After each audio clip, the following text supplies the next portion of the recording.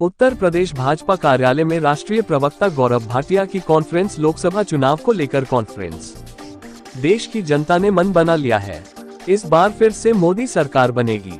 इस बार भाजपा को 400 से ज्यादा सीट मिलेगी और उत्तर प्रदेश में जहां 80 सीट लोकसभा की आती है, वहीं उत्तर प्रदेश की जनता का अपार समर्थन भारतीय जनता पार्टी एनडीए को मिल रहा है।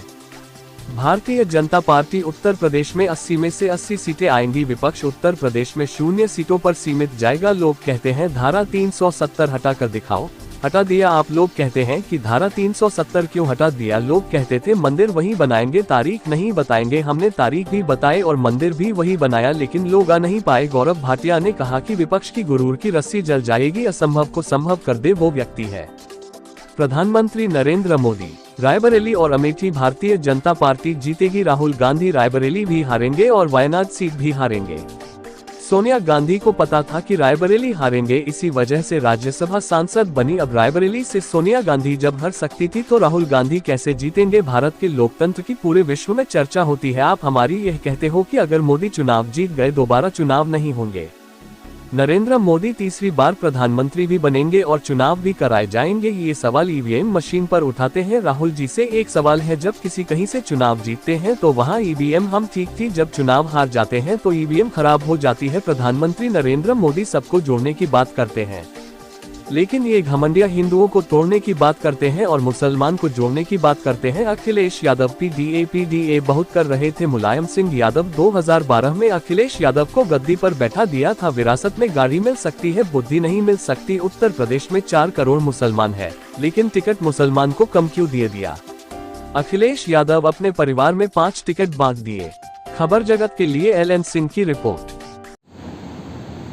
ईवीएम की बात करते हैं, कहते हैं ईवीएम जो है मैच फिक्सिंग हो रखी है। ये राहुल गांधी, प्रियंका वाड्रा, अखिलेश यादव इनके बयान है। मैं पूछना चाहता हूं, सर्वोच्च न्यायालय का अभी 1 सप्ताह पहले एक जजमेंट आया। मैं वरिष्ठ अधिवक्ता हूं, सर्वोच्च न्यायालय में बड़ी जिम्मेदारी से पूछना चाहूंगा, सर्वोच्च न्यायालय ने क्या कहा?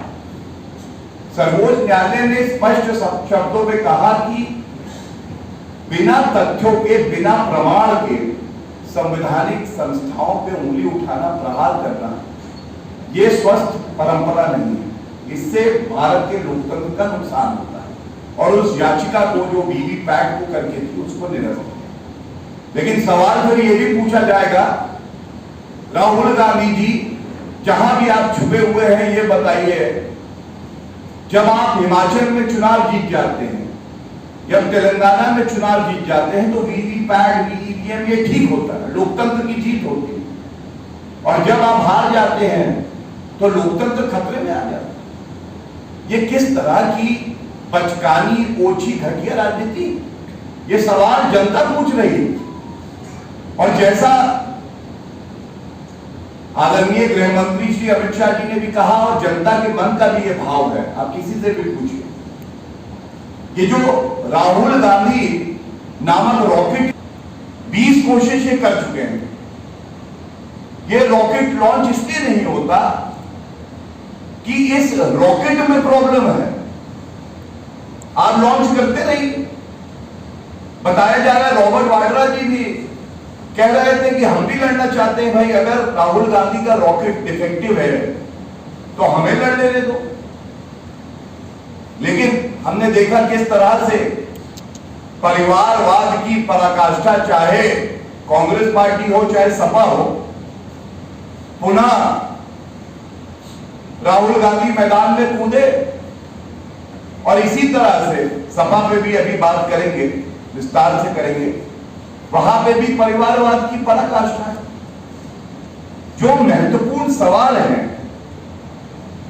वो सवाल यह है कि उत्तर प्रदेश में एक तरफ विकास की बात हो रही है, यहां संविधान के तहत सरकार चलती है, प्रधानमंत्री जी के मार्गदर्शन में मुख्यमंत्री योगी आदित्यनाथ जी समाज के हर वर्ग को साथ में लेके चलते हैं।